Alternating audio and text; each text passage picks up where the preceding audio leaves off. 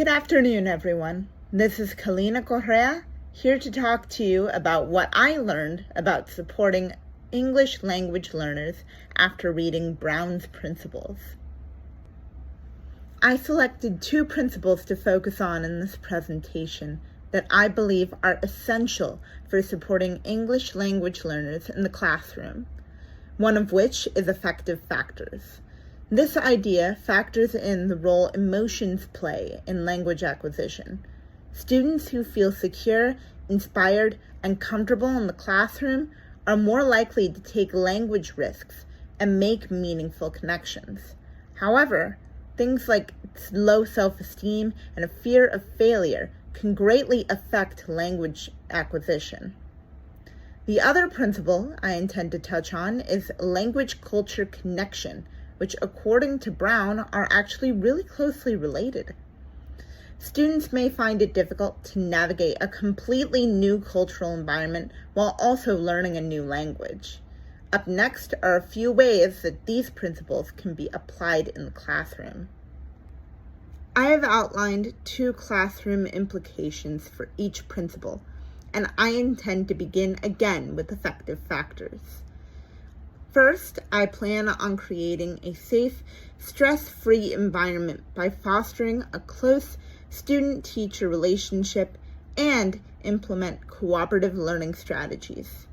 ELLs can learn English in less scary contexts with exercises like turn and talk or small group discussions, which boost confidence and lowers anxiety. I will also recognize effort and progress by implementing a system that honors students' development rather than just their language use. Giving students feedback that emphasizes both their strengths and opportunities for development, for instance, encourages a growth mentality. This promotes taking chances and being involved. For language culture connections, I will focus on integrating their cultural backgrounds into the classroom, as well as promoting translanguaging. For example, students may bring in folk tales from their own culture or analyze stories from other nations during a reading unit. By relating what they are learning to what they already know, this improves comprehension and helps them validate who they are. Promoting translanguaging would mean that I would let students utilize their native language as a tool in the classroom.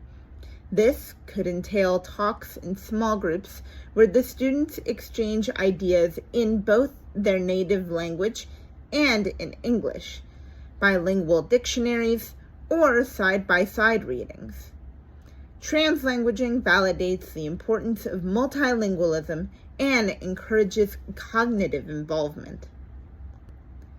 Both of these concepts place emphasis on the child's overall development rather than just their language skills. Understanding the emotional and cultural aspects of language acquisition will allow me to create a welcoming, productive classroom where ELLs feel encouraged to develop both academically and socially. Thank you so much for listening. This has been Kalina Correa. Bye.